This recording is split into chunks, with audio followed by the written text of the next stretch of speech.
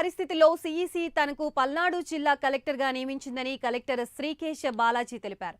అదేవిధంగా అల్లర్లకి కారణమైన వారిని గుర్తిస్తామన్నారు. కౌంటింగ్ తర్వాత ఎటువంటి అల్లర్లు తలెత్తకుండా పటిష్టమైన బందోబస్తు ఏర్పాటు చేస్తామన్నారు. జిల్లాలో అన్ని ప్రాంతాల్లో సజావుగా ఎలక్షన్ జరిగినా కొన్ని ప్రాంతాల్లో అల్లర్లు జరగడం వల్ల జిల్లాకి చెడ్డ పేరు వచ్చిందన్నారు. కౌంటింగ్ సజావుగా జరిగేందుకు మరికొందరిపై బైండ్ ఓవర్ కేసులు నమోదు చేస్తామని కలెక్టర్ తెలిపారు. జిల్లాలో పోలింగ్ రోజు 14,85,000 మంది ఓటు హక్కు వినియోగించుకున్నారని వెల్లడించారు. పల్నాడు జిల్లాలో జూన్ 5 వరకు 144 సెక్షన్ అమల్లో ఉంటుందని కలెక్టర్ శ్రీకేశ్ బాలాజీ తెలిపారు.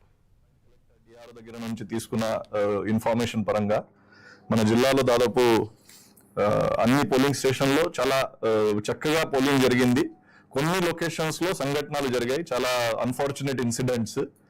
ఈ చిన్న లొకేషన్ కొన్ని 27 కేసెస్ వల్ల మొత్తం జిల్లాలో జరిగిన మంచి ఎలక్షన్ ప్రాసెస్ కి ఒక చెడ్డ పేరు అనవసరంగా రావడం జరిగింది. అది చాలా చాలా దురదృష్టకరం.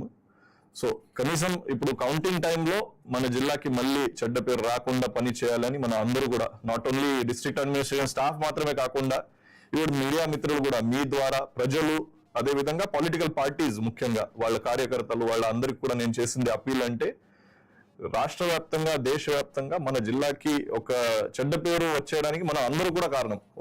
ఎవరు ఒక్కరి మీద మనం ఇది పడడానికి లేదు. కనీసం కౌంటింగ్ టైంలో అది జరగకుండా మనం అందరూ కూడా చూసుకుంటాము. దాంట్లో అందరూ సహకరించాలి. దాంట్లో అందరూ కూడా ఈ ప్రజాస్వామ్యంలో ఉన్నటువంటి ఒక పెద్ద ఇది ఒక పర్వం, దాంట్లో భాగస్వామ్యం అయి కోఆపరేట్ చేయాలని కోరుకుంటున్నాను.